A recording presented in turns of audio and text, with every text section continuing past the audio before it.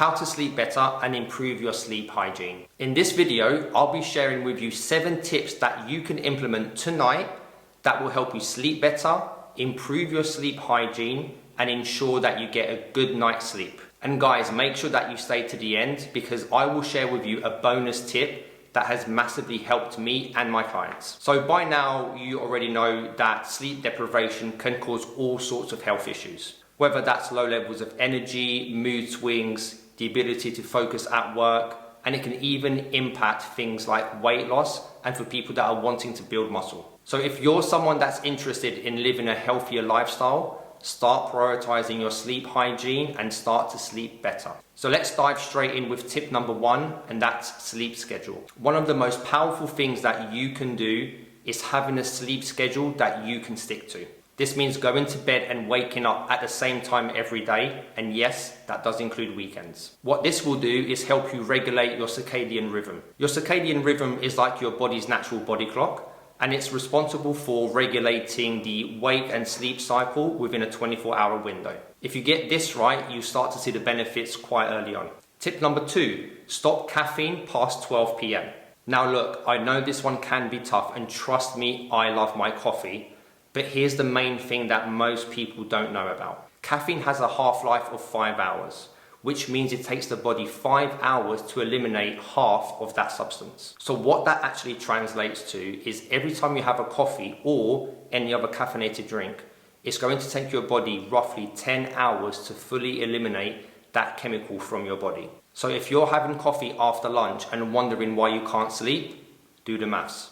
Trust me, this has been a game changer for me. Tip number 3, digital detox 1 hour before bed.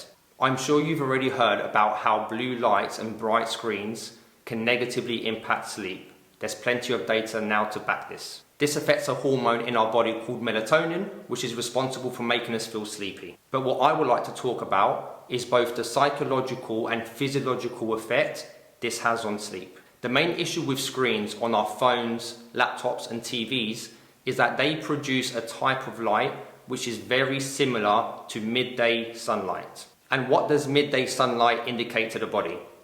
It's time to be awake, alert, and it's time to go hunting. It's all systems go and everything gets ramped up. But wait, it's not midday, is it? You don't need to be fired up for anything. You're just in bed, on your phone, checking out social media. And before you go there, that night mode on your phone ain't gonna save you. You see, the thing is that, unfortunately, you cannot switch between being all fired up and wanting to feel sleepy with a flick of a switch. Winding down and preparing your body for a good night's sleep takes time, and this is something that we need to respect. And to very quickly touch on the psychological side of things, you and I both know that being on social media, responding to emails, and even watching a horror movie can be detrimental to your sleep hygiene. Instead, try reading a book, taking a hot bath, or spending some quality time connecting with your family so that your body can slowly start to shut down. Tip number 4, exposure to daylight. Exposing yourself to daylight for at least 20 minutes every morning will help your body regulate its circadian rhythm. The circadian rhythm is responsible for keeping your body clock in check, and it will determine at what part of the day you feel the most energetic. Ever felt jet lagged? That's your circadian rhythm out of sync. Personally, what I like to do every morning is go for a 20 or 30 minute walk. If you get this right, you should start to feel tired 1 hour before bed. Tip number 5, temperature. More often than not, I bet that you've struggled to sleep in a room that's been too hot rather than too cold. People's preference may vary, but did you know that the optimal temperature to get a good night's sleep is around 65 degrees Fahrenheit, which is around 18 degrees Celsius. Having good ventilation in the bedroom and a good quality breathable mattress will help your body regulate its temperature. Tip number 6, darkness. Making your bedroom as dark as possible will not only help you fall asleep quicker, but it will help you stay asleep for longer. Investing in some blackout blinds is a good way to cut out street light, and it will also absorb some noise from the outside. Also, try to remove any small lights you may have on any devices in your bedroom, as this can interfere with your melatonin levels and therefore cause you to have poor sleep. Tip number 7, association.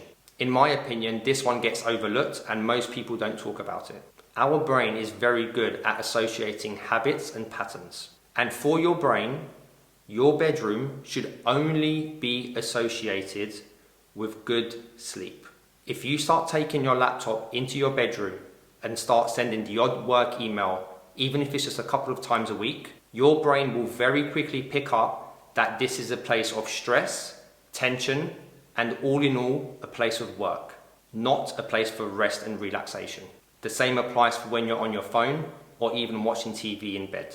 Now look, I know that this one is a real tricky one, but if you really think about it and you start putting together the pieces of the puzzle, it kind of makes sense. Your body is very clever, and all that your body wants to do is to protect you, which means that your body can only respond to the signals that it receives via your brain. So try to keep the association between your brain and your bedroom a positive experience. The less technology you have in your bedroom, the better. Try turning your bedroom into a dark, cold cave, and I promise you that your sleep will improve dramatically. Bonus tip number 8, nutrition. Nutrition plays an extremely vital role when it comes to health and having good sleep hygiene.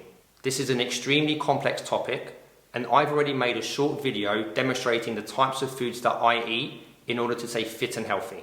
And you can check it out by clicking here. Thank you for watching. Until next time.